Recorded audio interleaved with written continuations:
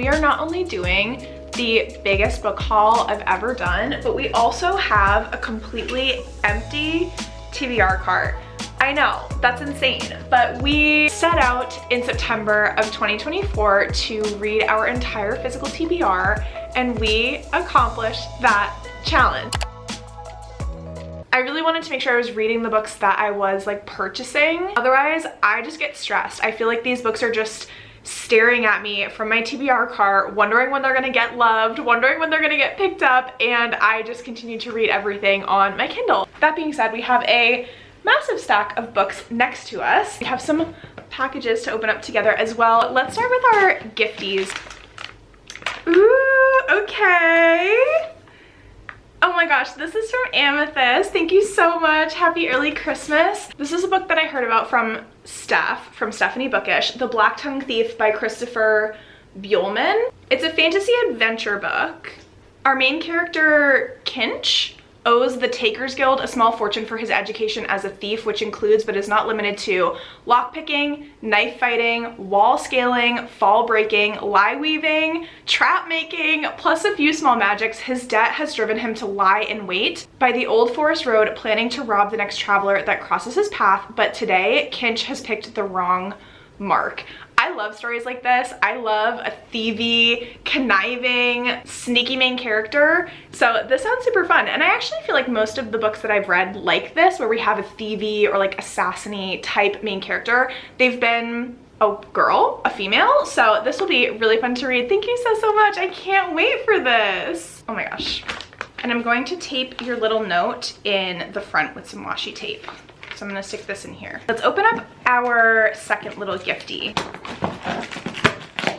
Oh my gosh. Sorry, another sniffspection. Oh my gosh, I'm so excited for this. Thank you so much, Nat. Ho ho honk. Silly Santa Goose is delivering you a special gift. Oh my gosh, thank you so much.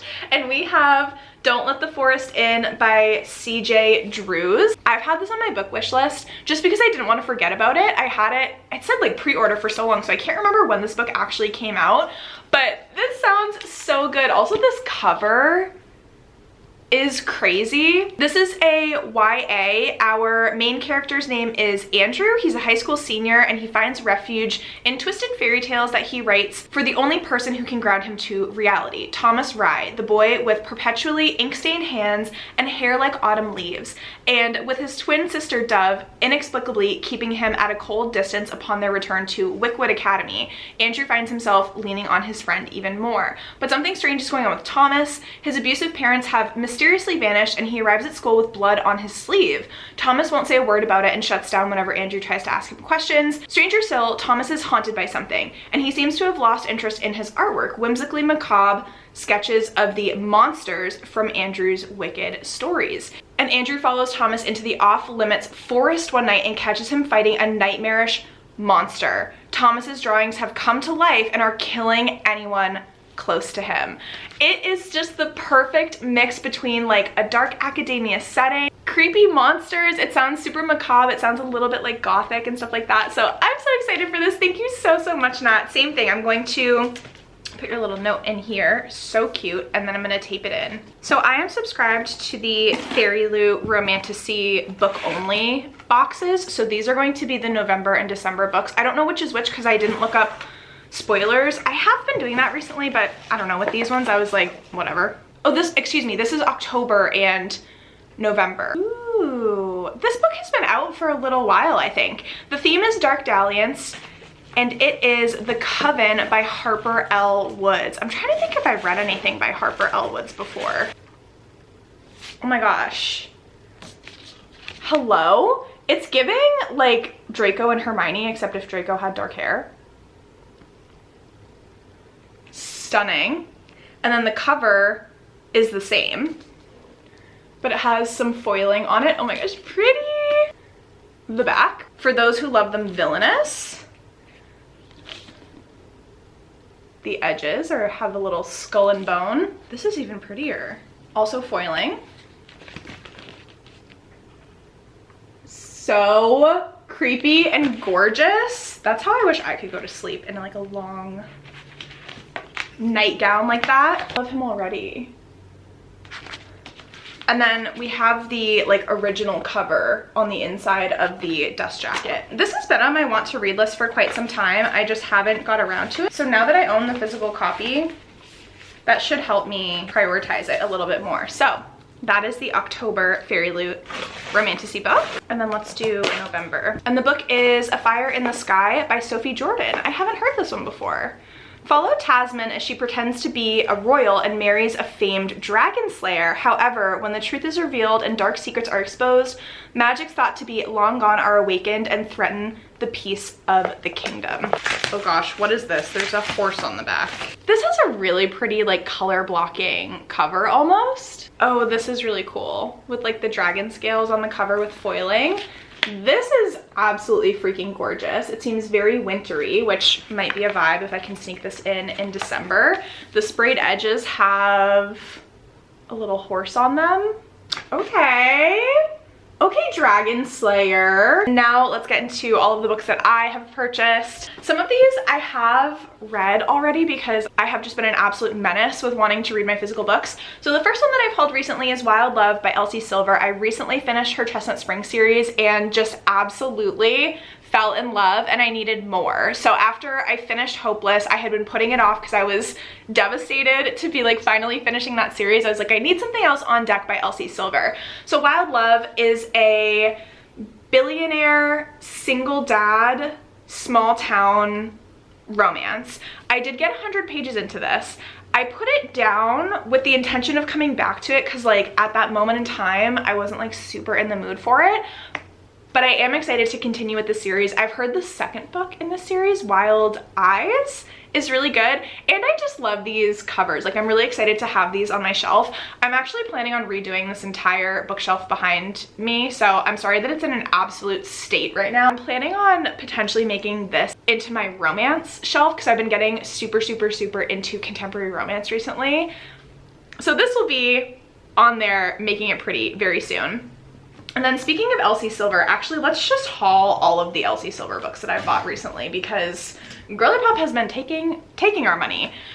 Off to the Races by Elsie Silver, which is the first book in the Gold Rush Ranch series. I did read this one as well. I will say it definitely wasn't my favorite, but everyone has told me that Violet's book in the series, Violet Eaton's book, there's a crossover, is incredible. So I'm super duper excited. And they've told me that the second book in the series that follows like the Spitfire vet is really good too. So Off to the Races was good as well. It follows Vaughn and Billy. Billy was a great female main character in this. She's like a horse trainer and she's trying to help Vaughn save his family's ranch, and they like race horses. So he has this stallion that has been very difficult to tame.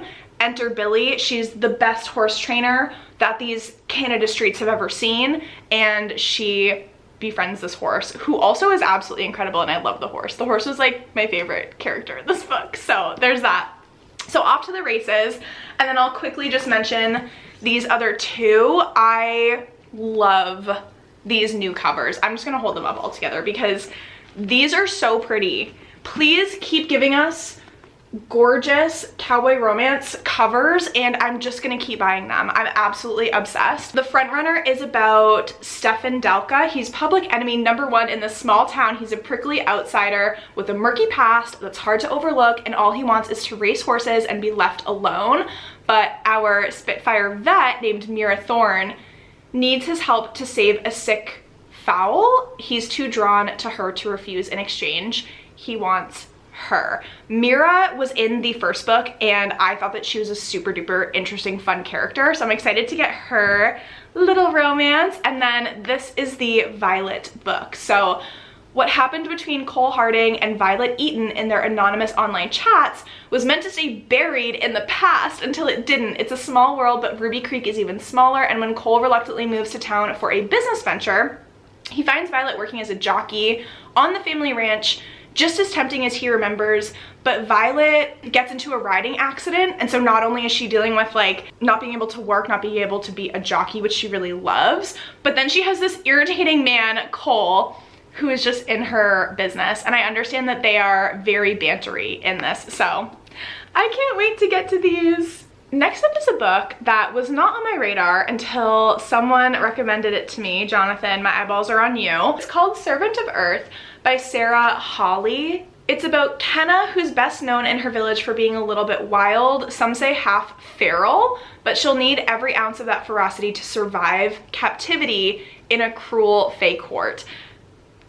It sounds like it's giving Folk of the Air. She's like a human who has to survive this vicious fae court. Kenna must help her new mistress undertake 6 deadly trials, one for each branch of magic: earth, fire, light, void, illusion, and blood. And if she succeeds, her mistress will gain immortality and become heir to the Earth House. If she doesn't, the punishment is death for both mistress and servant. Let's do some sequels. So I bought A Reign of Rose by Kate Golden. This is the finale book for the Sacred Stones trilogy. This series is so freaking fun. Have I read this already? Absolutely. Did I listen to the audiobook? Yes, I did. Is this like one of the spiciest books in the series? Absolutely. There's so much spice between our main characters, as we deserve, because this is the finale of these two. Also, I'm going to be doing a most anticipated releases for 2025 video very, very soon, but Kate Golden is cooking up something else for us in 2025, which is so exciting. But where this is the finale book, I'm not going to talk too much about it, but it's a super fun, addicting to read fantasy romance series that does have a dragon in it. It does have some really fun magic in it, and it's very suspenseful. So much happens. This was a great finale as well. Also, very floppy paperbacks, like seriously 10 out of 10 paperbacks for the entire series. I'm obsessed with Stephanie Garber. Like, I'm her #1 fan, so I had to get Spectacular. Like, are you kidding me? This is a Christmas special for our characters in Caraval. Say so much less. I ran to the store to pick this up on release day. Spectacular by Stephanie Garber. It's like a 3.5 book. It's just as I said, it's a holiday special. Think of like A Court of Frost and Starlight for the ACOTAR series. That's what Spectacular is for the Caraval series. I will eat up any crumbs that Stephanie Garber leaves us, but I'm hopeful that maybe we'll get some exciting news about a new series from her in 2025. That is completely hope. Don't take my word for anything. I'm just crossing my fingers, toes, eyeballs, legs for any news of another series from her. So I did read this. I gave it 5 stars. It was so freaking fun. It is just a little novella, and it has a bunch of illustrations throughout. There's literally like 5 words to a page. Like, it was all vibes. But it's so freaking cute, and I loved it. So Spectacular. Speaking of Stephanie Garber, one of my friends got me this special edition of Caraval, so I just wanted to show it to y'all because she's gorgeous. So there's like this outside sleeve here that has a bunch of foiling on it, and the back and the top, which is super cute. And then you pull the book out. Oh my gosh, I think I got my stupid fingerprints on it, but the cover says Admit 1, our little ticket to Caraval. The back has the little main gate. The main gates close at midnight. Anyone who arrives later than this will not be able to participate or win this year's prize of 1 wish. This is another gift that I opened early because I didn't know what it was. This was a gift from Cassidy, This Woven Kingdom by Tahira Mafi. So many people that I love, trust, and adore have screamed about this series this year specifically. This is a YA fantasy series that has, I think, some like Persian inspiration into it. It has to do with a long lost heir. Her name is Eliza. I don't know if that's correct, but she is hiding in plain sight as a disposable servant. She's hunted always, forced to hide in plain sight, but one day she makes a mistake and she comes into contact with the Crown Prince Cameron. He's heard the prophecies. He knows of the fearsome monster promised to kill his king, and it goes on from there. I need to read this. Like, seriously, I need to buckle down and read this. It's actually a crime that I haven't read this yet, so I'm very excited to, again, own the physical copy because y'all see me. Y'all see this. Clearly, owning a physical book means I'm gonna be reading her. Books that I've got recently that I have also already read. There's a vlog for these two, and I am obsessed with these books. I am planning on reading more from R-Rada in 2025. We have Peaches and Honey and Pits and Poison. It's a duology. If you like Addie LaRue, you will love these books. It has to do with a girl who comes into contact with a shape-shifting god, an immortality granting peach, and a woman who is gifted with forever. And we kind of follow her through her journey of adjusting to having a finite lifespan to an infinite lifespan. And we follow her throughout her journey, throughout history. The romance in this is so freaking beautiful. I promise you, these 2 books will make you feel things. They were incredible. I'm sorry that this is getting into wrap-up territory, but I always have to scream and shout about those books because both of them made me cry, and they were both 5 stars. Incredible. Next up, An Academy for Liars by Alexis Henderson. I need to continue reading Alexis Henderson's backlist. This is actually a great reminder because I need to add her to my binging backlists spread in my new reading journal. Alexis Henderson has such an incredible writing style, and the way that she only writes standalones and leaves you with such a fleshed out world with fully rounded characters that are so real you would think that they were walking around in real life. This is a horror. It's tinged with magical realism, and it's also dark academia. I know that a lot of people talked about this in 2024, especially around release time. I know I did. I do have a reading vlog for this and I absolutely loved it. Our book club on Fable, the Who Did This To You book club, starting in November, was rereading or reading for the first time Fourth Wing. This month in December, we are reading or rereading Iron Flame, so that way we can prepare for Onyx Storm in January.